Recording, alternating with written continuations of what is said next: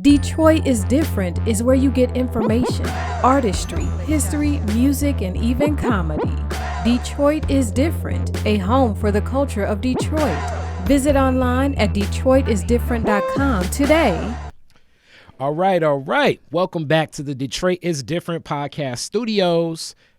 And it's fun to be back with Detroit is Different. As usual, people always are used to me saying, this is one of my people. This is one of my people. This is not just one of my people. This is one of the community's people. A teacher that still looks like she could be a student. Thank you. Sharea, how are you doing? I'm good. How about yourself? Let's see. What adjective will I use today? I don't know.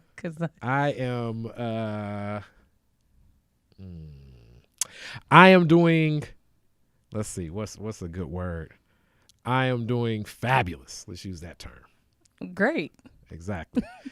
I got that soul tape in my mind. That's why I'm saying that. So that's what's up. So another hip hop fan like myself, but along with hip hop fan, you're also, as I talked about the community, educator, somebody dedicated to little homies, or students, children, kids, what adjective you want to use, but more so like to describe little homies, the Watutu.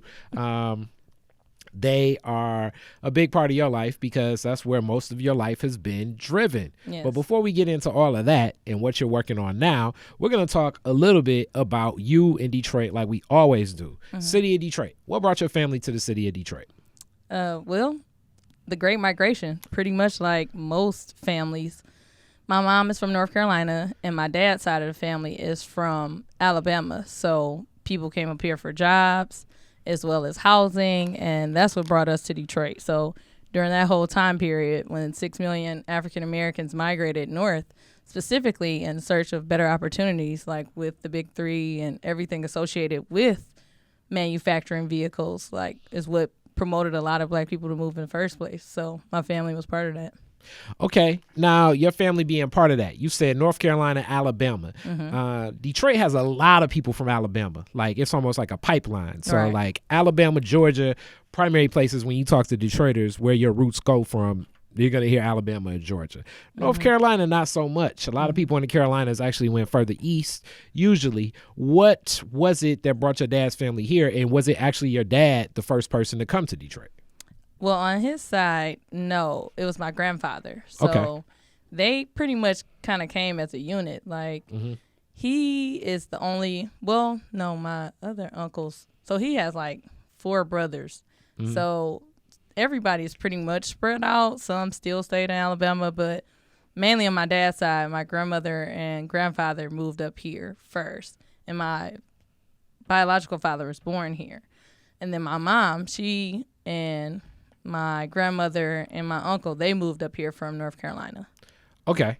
All right. So what was the flow? You ever been down there? Have you been back to North Carolina? I've been to North Carolina and Tuscaloosa. Okay. Where at in North Carolina? New Bern. Where is that? It's near Raleigh. Okay. Okay. Like, what do you remember about it? Do you still go visit? Is your family still there? Yeah. So I still have family there because my Aunt Helen, she was my grandmother's sister.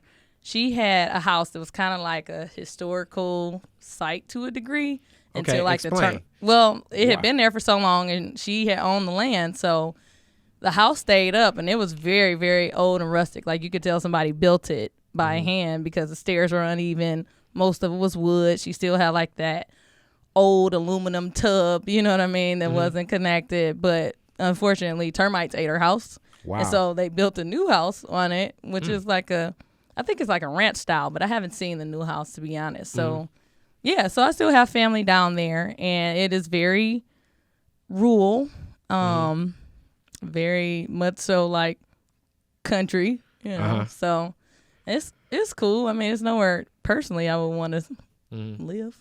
Yeah. So like old school town, because I got family in old school towns, like where the person that owns the store, like you can go to their house, knock on their door and be like, yo, I want to get some toothpaste. And they be like, hold on, man. I wouldn't necessarily Let me go say open that. up the store. It's like, how can I put it? It's one of those feels like everybody does know everybody, but not quite like that. Okay. Like I could go to the corner store or to the corner bar And it's like, oh, you so-and-so's people. Like, what's up? We all good. We all family. Okay. So that's how that is in New Bern. So but small enough where, like, if you get a girlfriend in elementary school, you going to end up marrying her. More than likely if you don't move. Like, yeah, basically. Yes. Yeah, that's messed up. And then Tuscaloosa is cool, but for me, I really only remember, like, all of those ants. Like, they bite, and that I remember the ants more vividly than everything else. And the fact that just Southern hospitality in Tuscaloosa is great. Like, everybody speaks. And that was the thing that really kind of shocked me, but it was a great shock. Because, like, when you go to a predominantly white institution for school, naturally, well, I won't say naturally because I can't speak for everybody, but when you go to a PWI, like,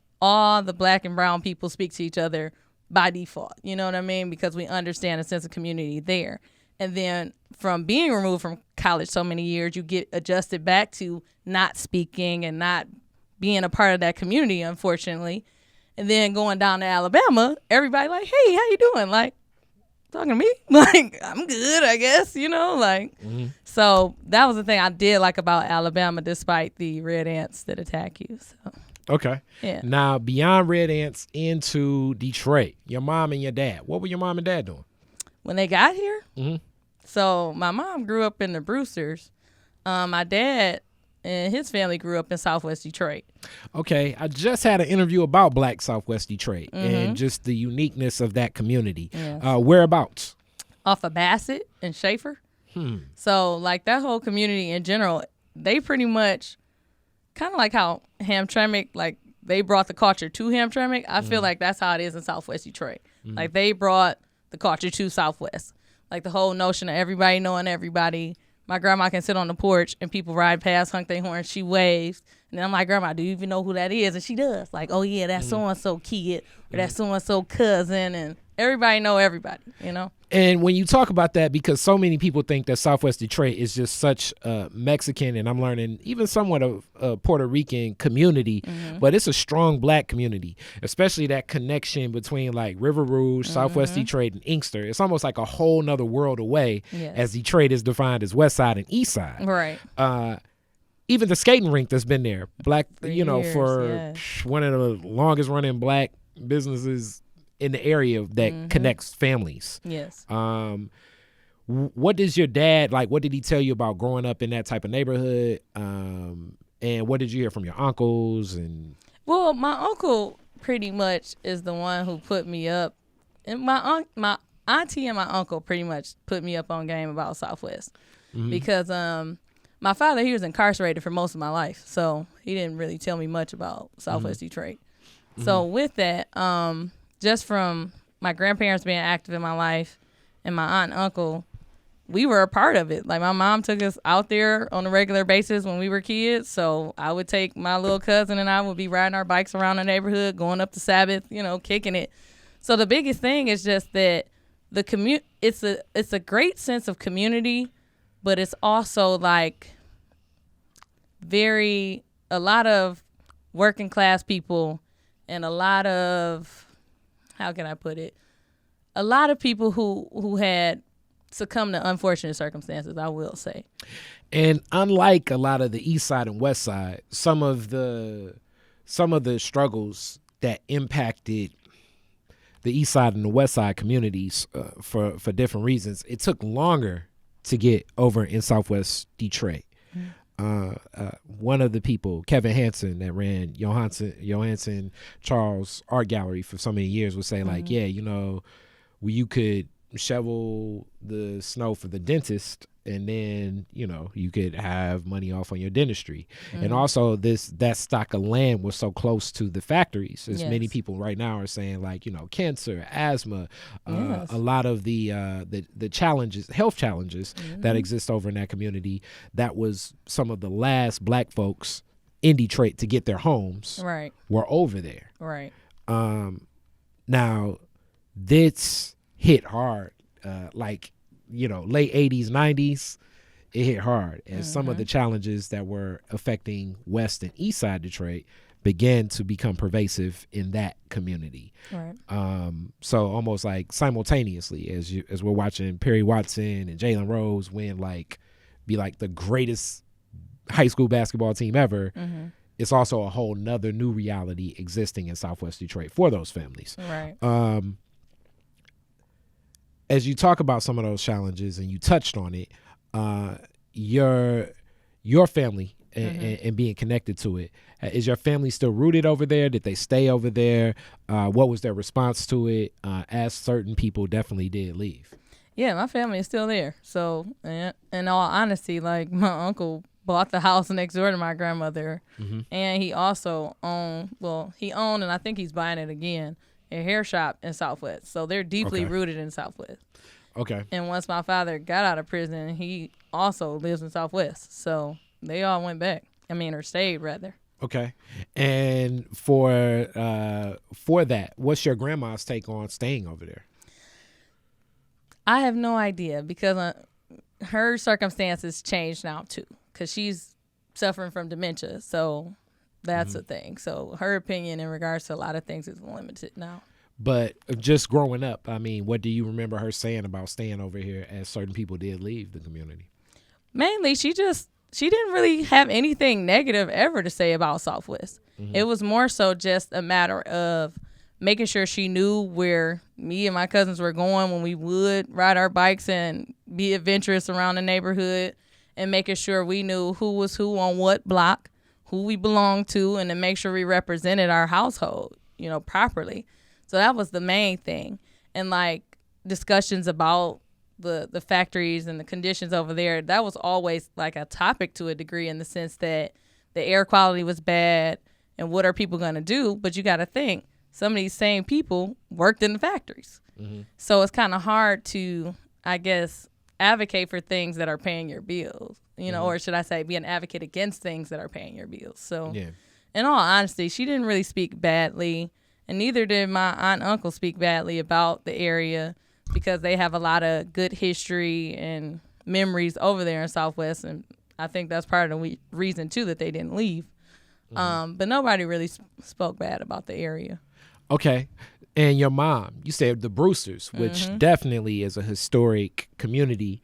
And just from another podcast recently, like, many people look at it like and think housing project and think to themselves that it is a place where, like the idea of good times. But the Brewsters, especially from its inception, as I'm learning more about it, was specifically set up and selected for a lot of what we would consider middle class families. They could not even find housing just due to the housing crisis of not allowing black people any home ownership. Exactly. It was a lot of discrimination. And you got to think too, a lot of the projects were built as forms of discrimination and displacement. So, and that was part of the issue. Like, you have all of these people during the Great Migration coming to places like Detroit, Chicago, and various other cities in the Midwest, and then they're still being discriminated against. And Detroit has a rich history in regards to middle class and upper middle class African American families being here because of the opportunities that were given to them here.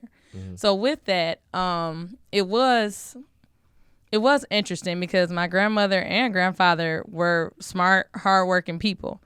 So it made no sense in regards to why they couldn't, but based on the financial circumstances as well as discrimination, that's where she grew up. What did she tell you about Brewsters?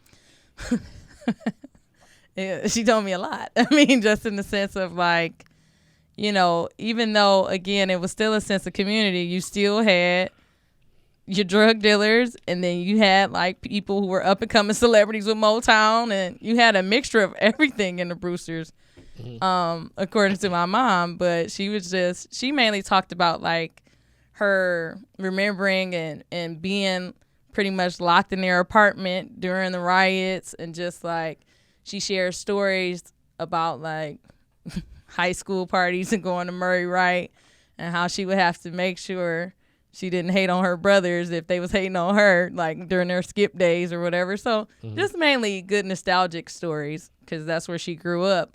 But naturally, given the fact that's where she grew up, she was very adamant about getting a house in her adulthood.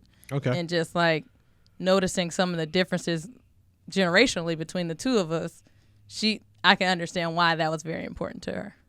Okay. Now, house. Where did you grow up? I grew up first we started off on Myers, then we moved to Rosedale. So mainly Rosedale. So Rosedale Park. Rosedale Park is definitely in a historic Detroit neighborhood. What was it like growing up over there? It was cool. Like, to be honest, when we started off over there, our block was fairly diverse.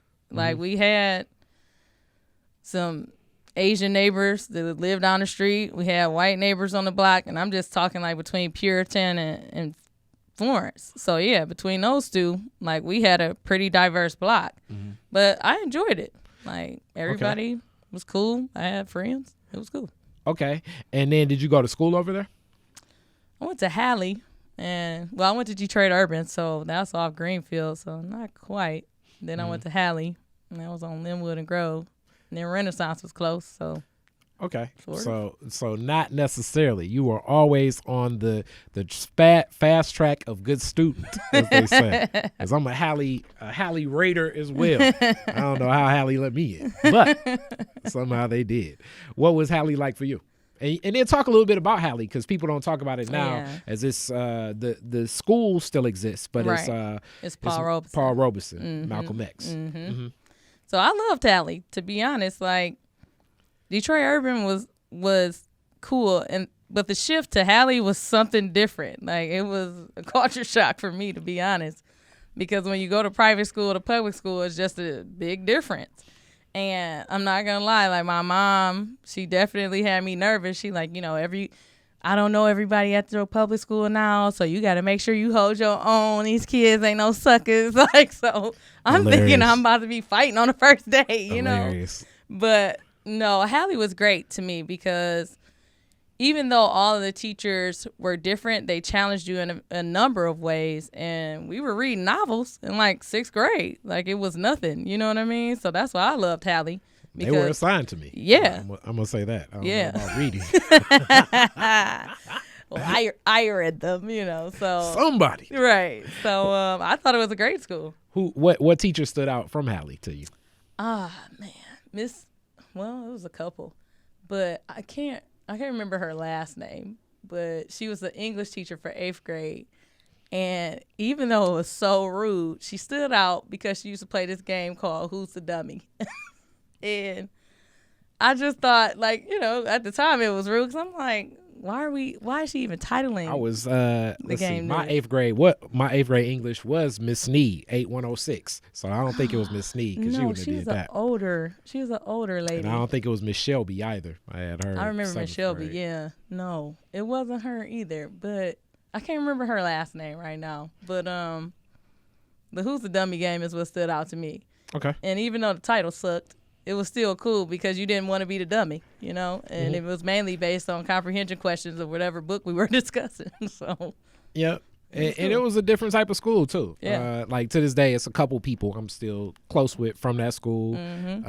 Making sure if I did take the bus, the kids from Pelham didn't, Right. Exactly. So from there to Renaissance, what was Renaissance like for you? Renaissance, again, was a step up. So each time it was a step up, but Renaissance was intense. Great, but intense. And that was the first time I learned that really school culture makes a world of difference in regards to how people perceive education. Explain. So at Renaissance, it was nothing for a teacher or anybody to tell you if you can't cut it here, leave.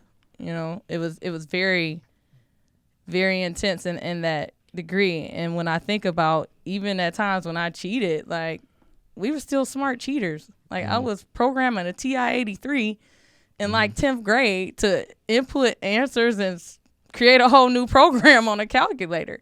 So even when you think about that, so the competition was real, but it was great in regards to transitioning to college. I didn't have a problem because Renaissance taught me a lot about time management, as well as prioritizing different things in regards to what should be first on my list to do and what should be last.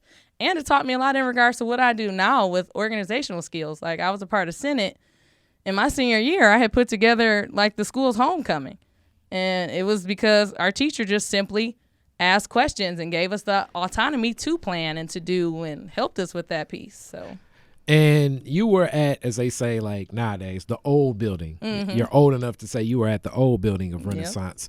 Yep. Do you think that the culture of being in a space that's smaller changed also some of the feel for the high school?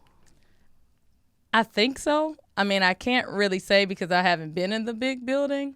For real? Not really. Like, I went there and checked it out, but not like, I can't really say it would be a big difference. I can only go off of like what my goddaughter told me because she graduated 2 years ago from Renaissance. And she said it was still intense, but she also said it was a lot more, I don't know. She's also rude, so I don't know. Like, she kind of rude, so I love her, though. But I'll say this. She just said that the standards have been lowered for certain kids to be there. And, like, she felt like a lot of people pacify their kids there as opposed to, like, making them go hard. Yeah. And I personally didn't feel that way in the old building. Like, everybody went hard. Everybody's parents were about the academic life. And it wasn't the whole thing of parents arguing with teachers or administration about their kids getting certain grades that they may not have earned based on like what my goddaughter told me. So it may be a difference just in general with culture and not necessarily the building. Okay. And as we talk about that, your parenting, your mom, what was happening with your mom at that time when you were at Renaissance and Halle? What was she working in? What was she doing? She was a teacher. Okay. Where at? She taught at, I think during that time she was at Emerson. So she taught at Emerson, and then she taught at DIA, Detroit International Academy for Young Women. So she was teaching.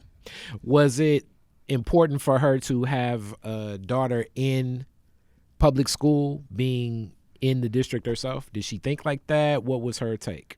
No. Her biggest thing was that for years she was a single parent. So that was pretty much the biggest thing, because starting off in private school, it worked for so long, but when you're a teacher and you paying for two kids in private school, that's a lot.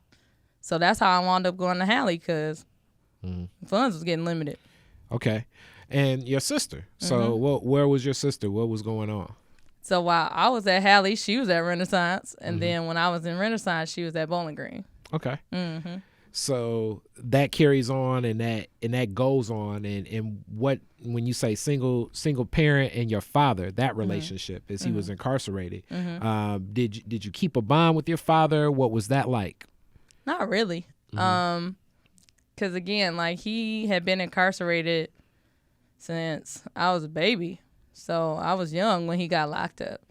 And then he was in and out of prison, like I said, until I got out of college. Like, I graduated from college, undergrad in 2007, and that's when he was finally released. And he's been out since 2007. So overall, like, he would call, which was cool, but as I got older, like, I learned more about the system as well as, like, systemic oppression when it came to some of the issues that a lot of post-incarcerated people go through, you know? Like, when it comes to, like, the 3 strikes issue, that's what affected my dad as well. And then, like, 2, when you think about it, you can only do so much when you on parole, and you got to check in with your parole officer, and you can't go out of town and get a job. And then if you put on a resume or if you generate a resume and it's a big gap in regards to your career and work history, people looking at that. Or if you put it on the application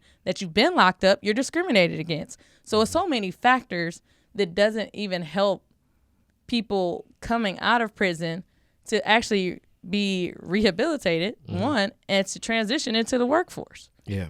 So, so again, like, our relationship wasn't the best, but I'm not going to lie and say that with gaining maturity as well as more spirituality with forgiveness, as well as understanding the system, that helped me in regards to building a relationship once he got out.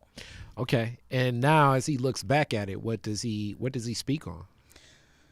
Or does he even open up to you about that? Because many men definitely, expressing themselves emotionally, especially in reference to showing a lot of contrition. That's not necessarily that's not the chip on a lot of men's shoulders. Right. Well, he opened up more so about his health challenges because he did sue the state because he wound up having issues affecting his health based on asbestos.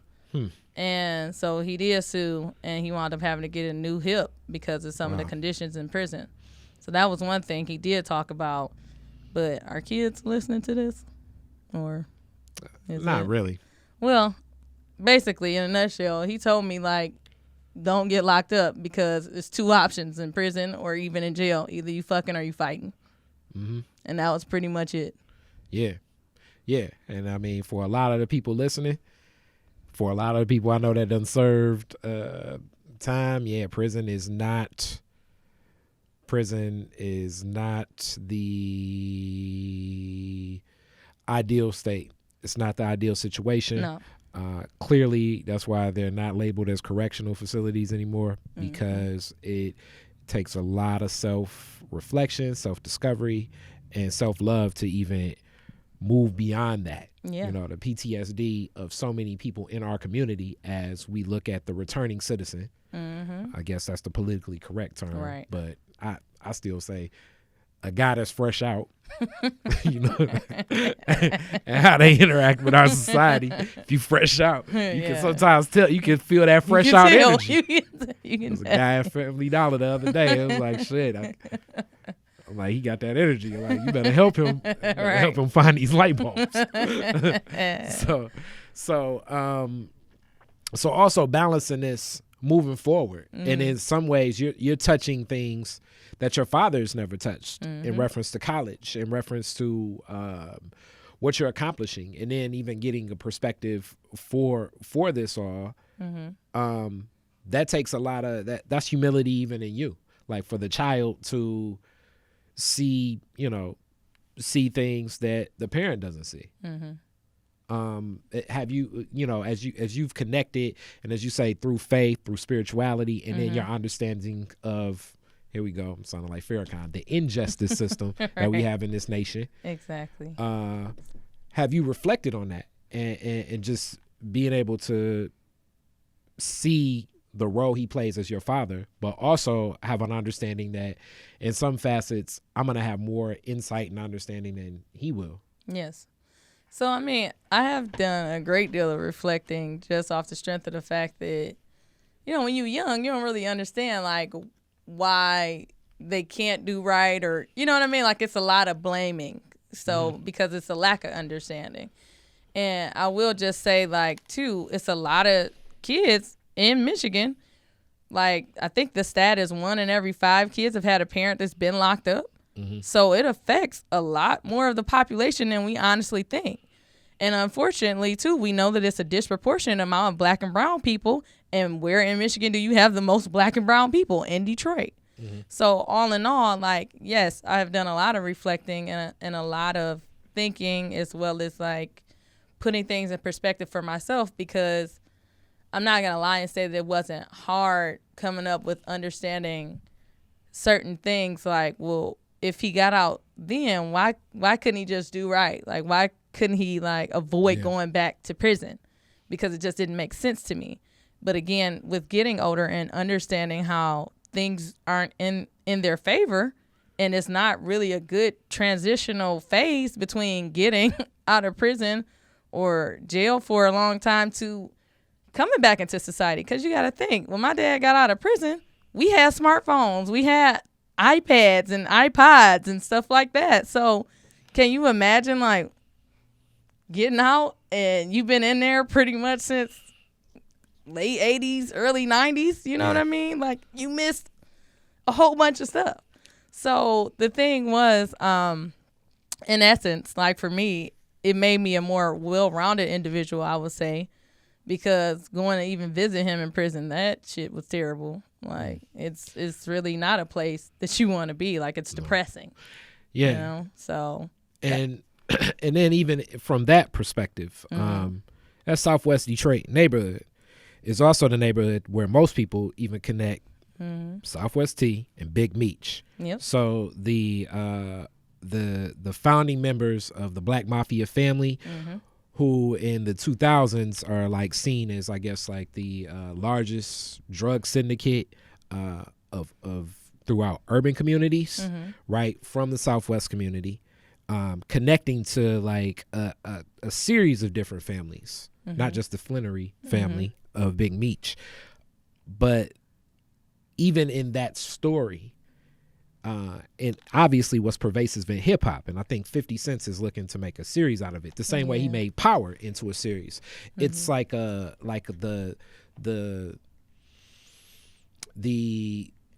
this is a facet of life where you can be a champion. This is where you can be a warrior. This is where white America cannot oppress you. It's through a criminal element. That is a pervasive narrative in our community. This is where you can really hold yourself and assert yourself as a real man.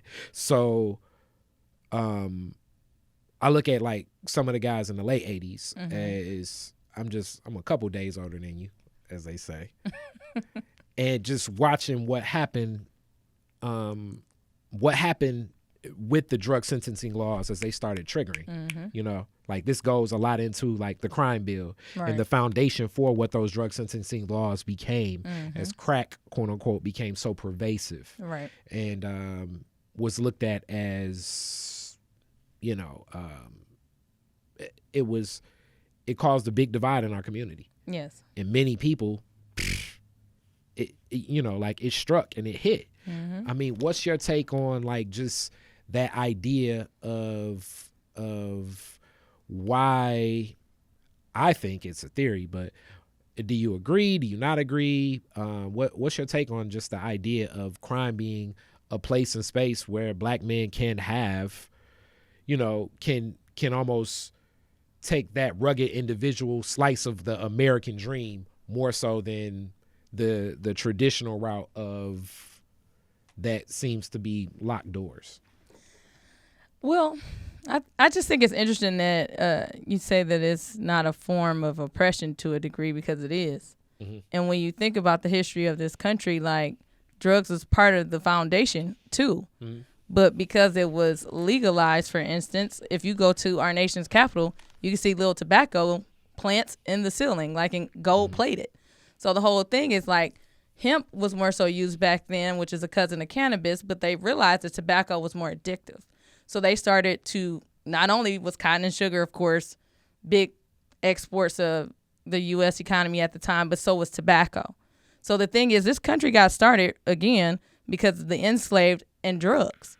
So when you think about it, it's oppressive still, because in the 80s with the whole crack epidemic and whatever else they want to call it, the problem wasn't so much of achieving the American dream as much as it was that we fall into the whole narrative of picking yourself up by the bootstraps and things of that nature. But the biggest issue wasn't the drugs. It was the fact that poverty was the issue. Like, they weren't addressing that. And then not only that, they weren't attacking the people who actually had, like, a large amount of cocaine. Like, to be honest, if you actually understand the chemistry and the breakdown of crack, that ain't even, like, the full, you know, elements of, like, cocaine. So you're not even going after the big fish. You dealing with the ponds, because it's easier to lock up black and brown people who have issues of poverty and resort to drugs or selling drugs. And then here you have more people feeding into private prisons and systems and then putting them back pretty much in enslavement. So to me, I don't agree with the narrative of the sense that you can achieve the American dream and get a piece of the pie through drugs, because you can't, because it's still oppressive. Like, it wasn't set up for anybody actually to succeed. And then let alone if you wash the money and then become legit, you still might have a conspiracy case against you, because that also happened to one of my family members. Like, that happens to many. Yeah. So the whole thing is just like, I think you explained it well. In some ways I completely agree. In other ways it's other layers in that story. Yeah. But almost I would say everything is so distorted for black and brown people, but especially black people in America, because of our distorted relationship with the nation. So because of that, it creates whatever facet of life you want to pursue. It becomes difficult. But crime, I think is double difficult in my Right. mind, just due to some of the access you may have to it. It may seem easier to touch, but almost everything that's easier to touch for us becomes a challenge, even like food deserts. Right. And people may say education, which brings me to the next big question of your journey, but also getting you in a classroom. What led you to want to become a teacher? Honestly, I had tried everything I wanted to do at the time. So Okay, what's everything you wanted to do? Let's go down the list. at first I thought I wanted to be a judge, but I didn't know. Yeah. Okay, was that because of television? Was that because of No, I just thought I made Law and Order? I liked like social studies. Judging people? I like social studies, and I thought highly in regards to my judgment. So I was just like, maybe I should be a judge, but I didn't know you had to be a lawyer before you could be a judge at the time. So I was like, I don't want to be a lawyer. Like, no. So that was out. Then I thought about being a fashion designer because I could draw, and then I had dreams of stuff I was wearing that I didn't see in real life. I'm with that. Yeah, and so one of my church family members taught me how to sew, but that was like hella boring to me. So I did not. Do you have any of the gear you made? Yes. So I kept it as a keepsake. Does your mama have it, or do you have it? I have it. Yeah. Okay. So can you wear that gear, or are you gonna wear the Sharea shirt? No, not at all. I'm much bigger than I was when I learned how to sew. So yeah, no. But yeah, I didn't like sewing, so I was out. That was out. Okay. Then I thought about going into business, and that's what I started off with undergrad. But when I saw like What business? I was going into business administration. So you were just like business something. I'll figure it out. Yep, that's Okay. exactly what it was. Right. But when I went to the orientation and saw all of the math classes, I was like, I just got through pre-calc and just looking at, I didn't understand why I needed it. So I was just like, really, all you need is stats? I mean, why do I need this? Why do I need calculus for business? So, and then I knew I was on scholarship, so I'm like, I know my strengths. I don't know about all of this because I'm not trying to lose that money if I can't cut a class. So I changed that, and then I went to the School of Education, and I took it as a sign when I got there because it was this random dude who sat with us at my sister's graduation. And I'm like, we don't even know this man. Like, why he sitting at our table? You know what I mean? Like, he wasn't part of the family, and he didn't have a ticket with us. You obviously don't have that Southern hospitality in you. So I was like, who is this? It's just a man that wanted to eat. Like sitting at our table. So anywho, it was funny because he wound up being one of the advisors at the College of Education. So I just took it as a sign, like, okay, this is cool. This is where I'm supposed to be. Good, you ain't throw no biscuit at him. Right. But I mean, I did give him a side eye, like. I remember you. Right. We're only taking 4 of your credits out of their 40. Good times. So yes, that's what led me to the School of Education. Like, okay. And what did your mom say as a teacher when you said, I'm going to the School of Education? She was cool about it. She was just like, so you want to do you want to teach little kids, like secondary or elementary? And I was like, secondary. So okay. Yeah, so she was cool about it. All right, so let's talk a little bit about that journey. Where did it start? What was the run? I started in rural Ohio in Fremont. Okay. And that, again, another moment in life with a culture shock, because I learned a lot about rural America, and I was only one of 2 black staff members. So that was very uncomfortable at times, but it was cool. So, I started there and then went on to be a counselor in Lansing. And that was also interesting because, Lansing, it's a city, but I guess for me, it wasn't like Detroit. So I was like, they acting hard in here. Like, they not hard. Like, get out of here. So that was weird. But it is fairly diverse in Lansing, too, though. So that was cool. And from Lansing, I came back to Detroit and started off in an elementary school as a paraprofessional. Then, what's a paraprofessional? So it's like a co-teacher. Okay. Yep. So started off there because apparently your license from Ohio doesn't transfer to Michigan. So I had to take a job before I could retake the test. So I was a paraprofessional in elementary school. Then from there, I became a middle school teacher, and then this charter school I was working at closed down. So then I went to another charter school, then went to a high school, and then I stayed in high school for a while until 2 years ago. Mm-hmm. So in 2018, I became an attendance officer, and that was also a culture shock. Yeah, it was. Because, you know, when you're in the classroom, it's one thing. But when you're trying to get kids to come to school and talk to parents and provide resources and explain the importance as to why they need to be in that seat. And when you hear these stories, like I had a student tell me, like, Miss Ayers, I'm not coming to school because I need to feed my baby and she's not latching. And I don't have the money to buy a bunch of formula. So do I let my baby starve just so I can be there, or do I stay home? And it was just like when somebody gives you that type of question in high school, and it's not something that I ever had to worry about, what do you do with that? Skip school. Exactly.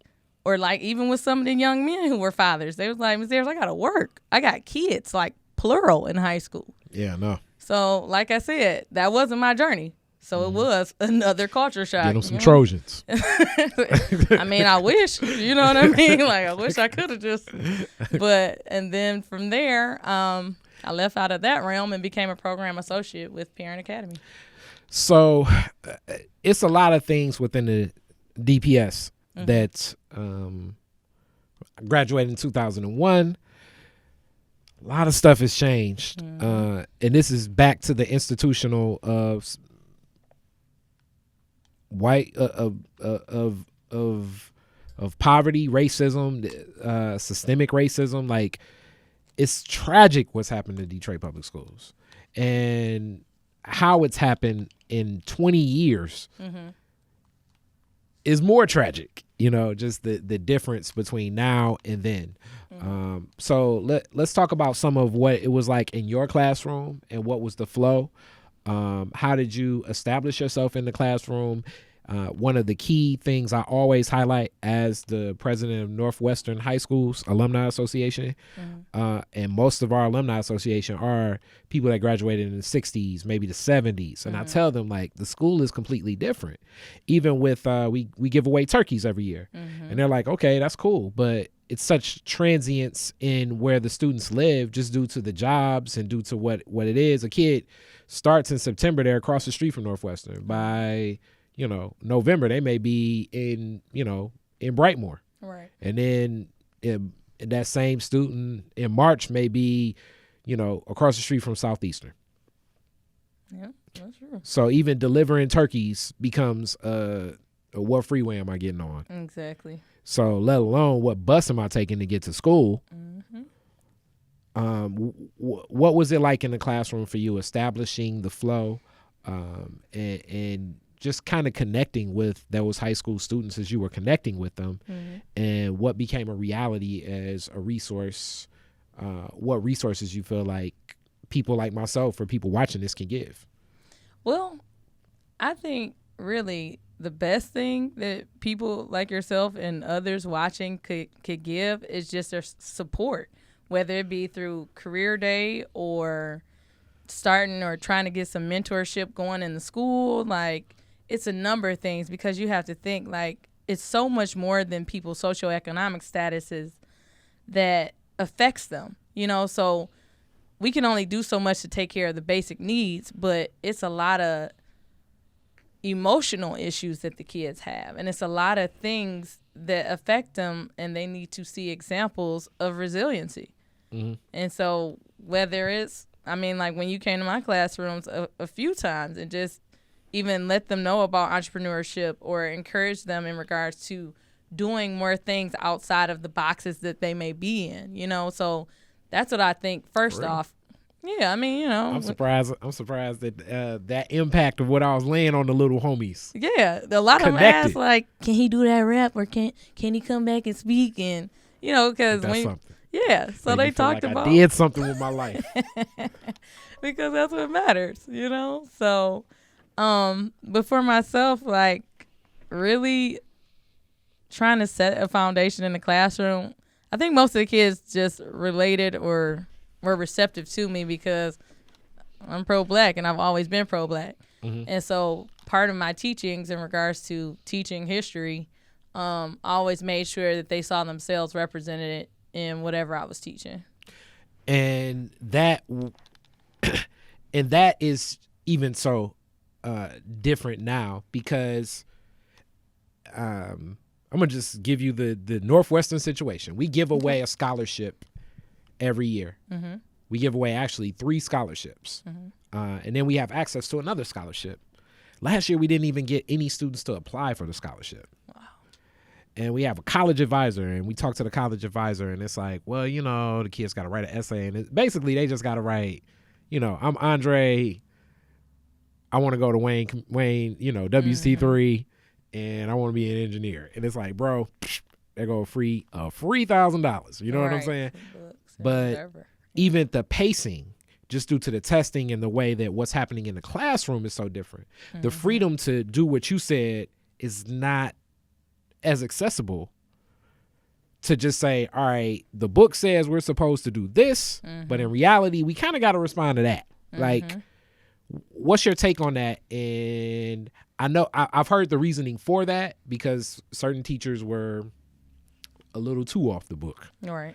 And then, but for other teachers, that freedom, like, how do you feel about that? That what's happening in the classroom that's being so monitored, that's being so, like, I guess, orchestrated, where teachers in some ways are being more like machines than they're being educators? First off, I think it's a travesty, to be honest, because that's part of the reason why I left the classroom. So, you know, in all honesty, it's sad. But I really think that we're trying to appeal to the student as opposed to uplift the student. And explain that. So, for instance, my feelings were hurt in regards to leaving the classroom, because I do love teaching, and I specifically like teaching urban youth. But the thing was, at my old job, I had gotten written up because 30% of my 150 caseload had failed.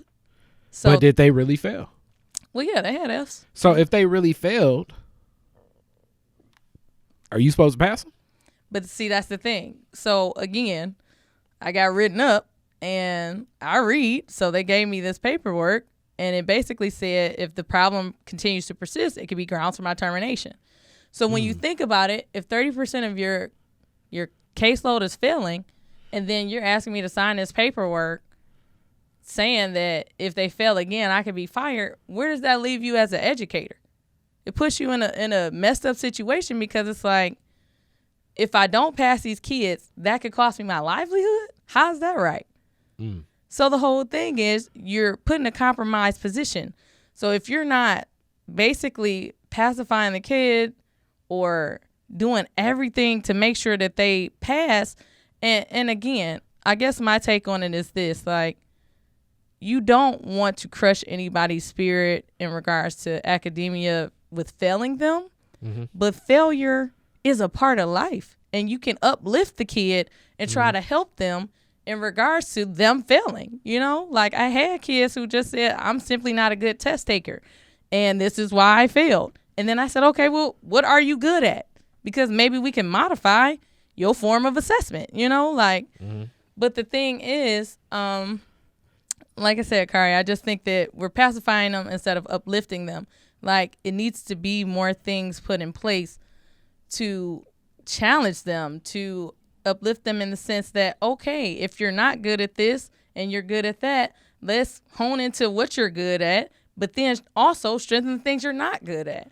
So if, like I said before, if I have a student that's good at art, then your assignment might be a short essay to go along with a mural that you design. You know what I mean? So just the form of assessment in general, I think, could be changed. But I also think that we need to hold the kids accountable and stop competing in regards to social media and competing with some of, like, what we perceive these kids to be. Because, to be honest, like, kids adapt well. And whatever culture you set up in the classroom, or whatever environment you set up in a school, and whatever environment you cultivate, they will adjust to.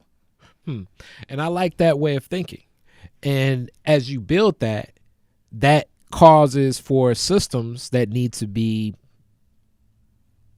structured and solid as well. Mm-hmm. It's so much. It's like a world of chaos. You know, principals change sometimes in the middle of the year. Teachers may leave sometimes in the middle of the year.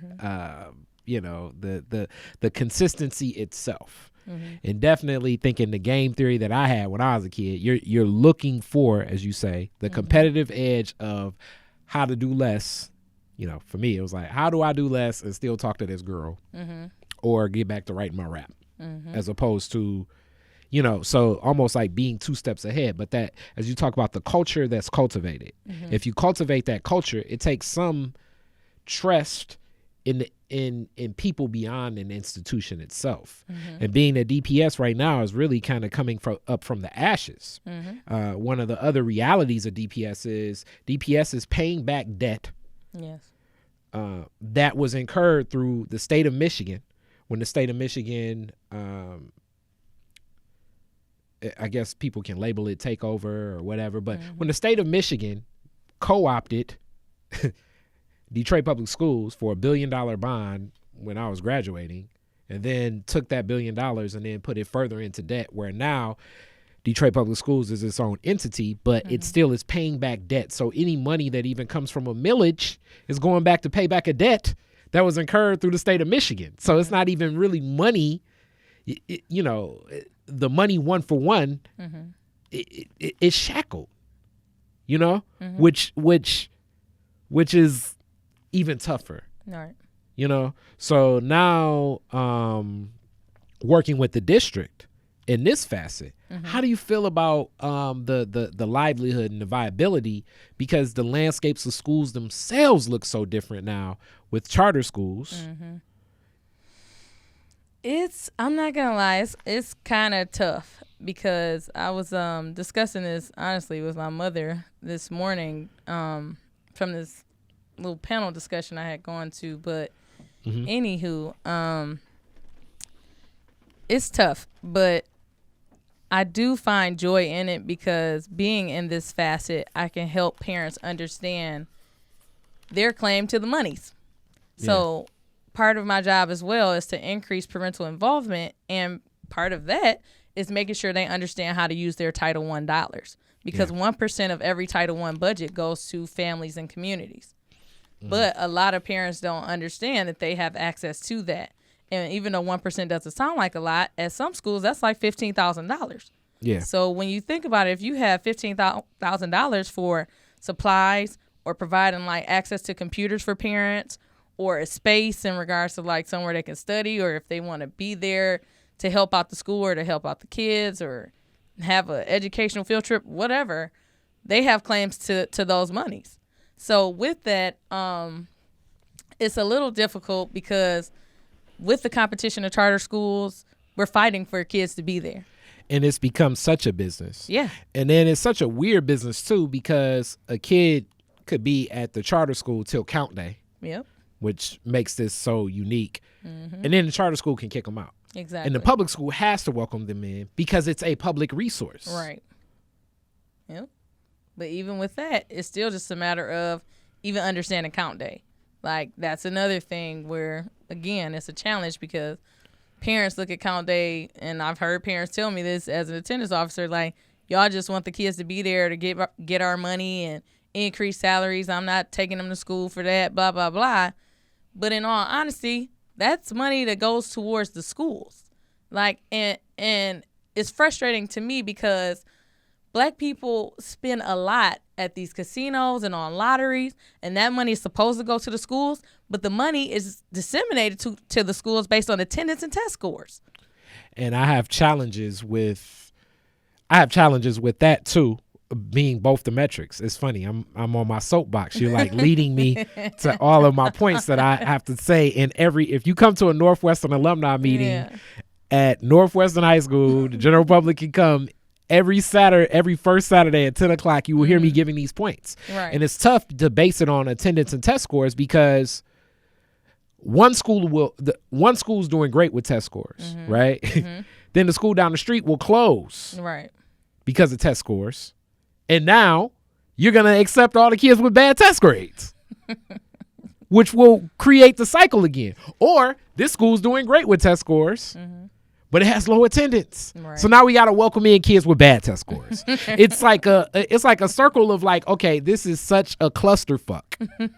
It makes no sense unless this is perpetual design. Then I hear about the stuff the kids are doing out at Cranbrook. Yeah, right. And school systems outside of Detroit with like interactive learning, artistic spaces, not even in class, out of classroom learning, just things that it's like, okay, all of that sounds like exactly what a lot of these kids would love. Right.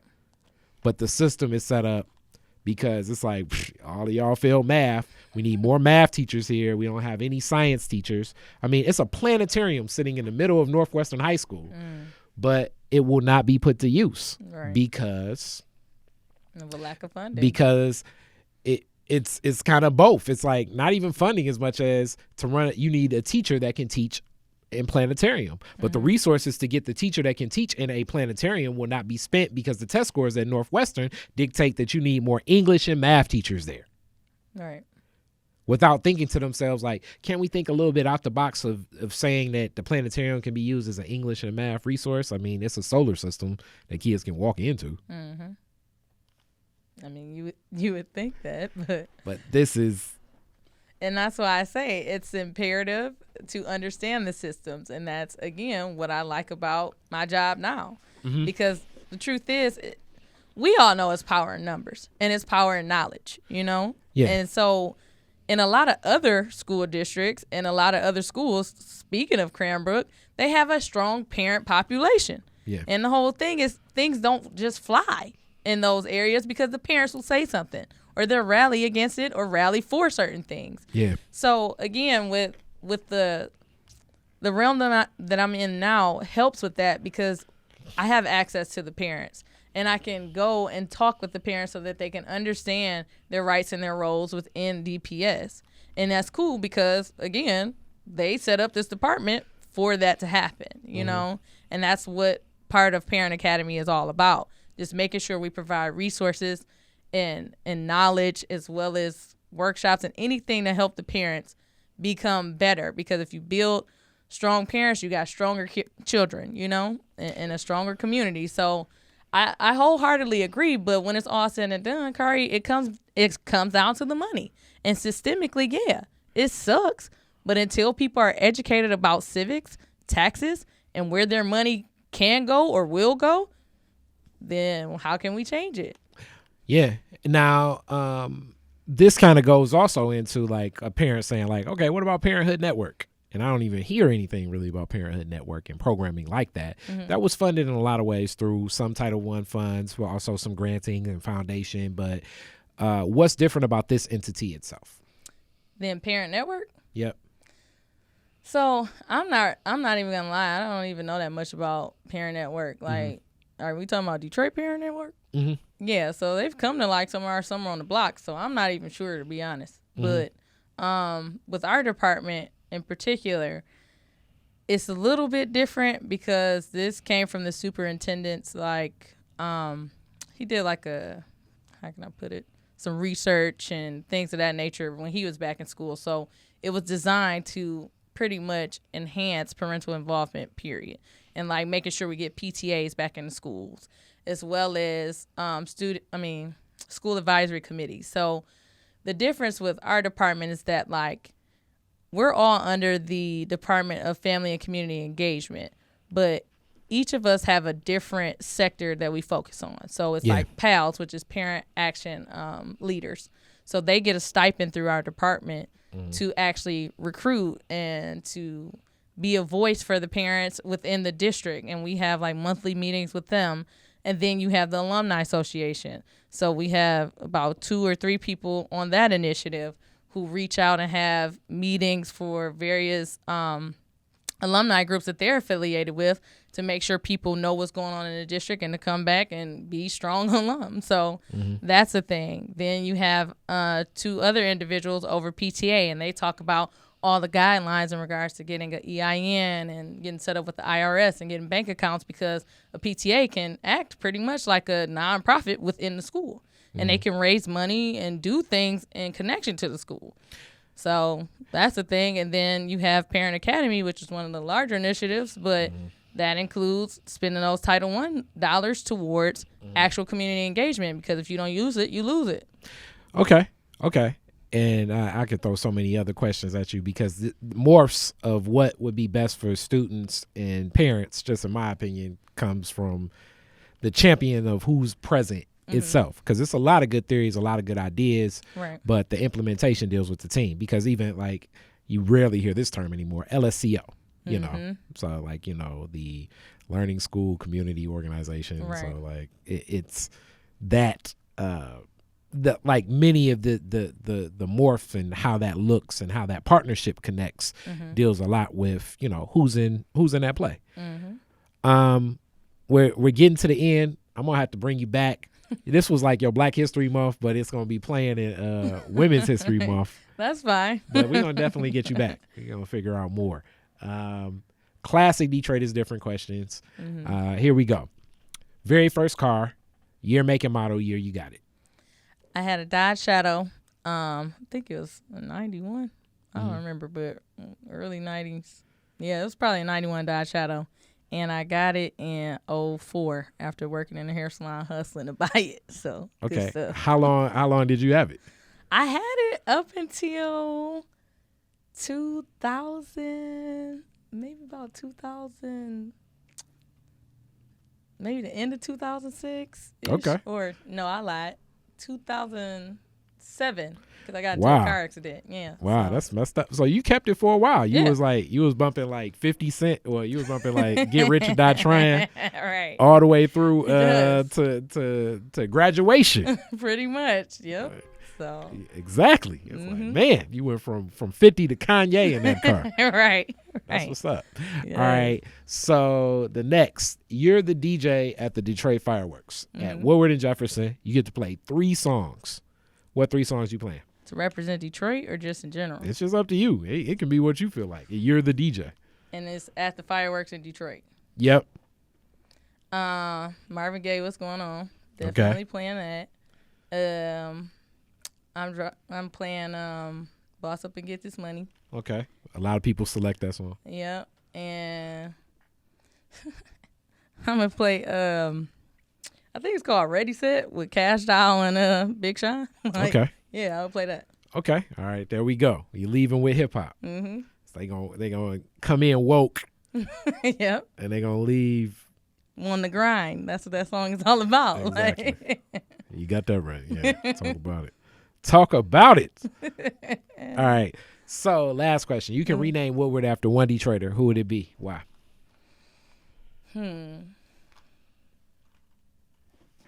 Woodward. All of Woodward or like a certain section? All of Woodward. Well,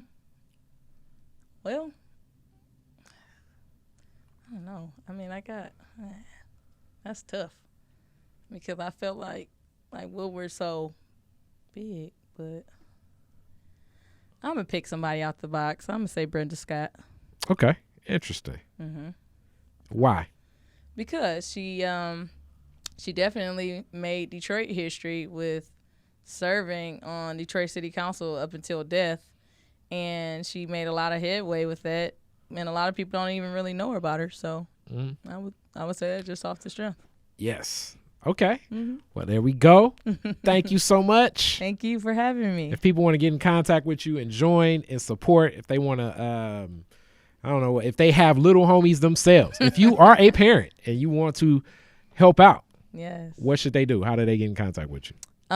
They can email me or they can call 419-836-0771. That's my phone number. They can call if they want us to do a workshop even, or if they want to help with the workshop. So either way, I'm open. What do you mean? Like, so you all will just come out and do workshops where where parents are? Yes. We have a partnership now with PAL, Police Athletic League, and we come out and do pop-up workshops with them. And we also have parents step up and say they wanted to orchestrate and facilitate workshops. So I have a parent doing one on the science of hair care because she does hair at Noble. So, yeah. Okay.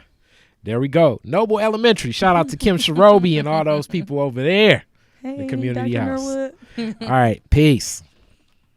Detroit is Different is where you get information, artistry, history, music, and even comedy. Detroit is Different, a home for the culture of Detroit. Visit online at DetroitisDifferent.com today.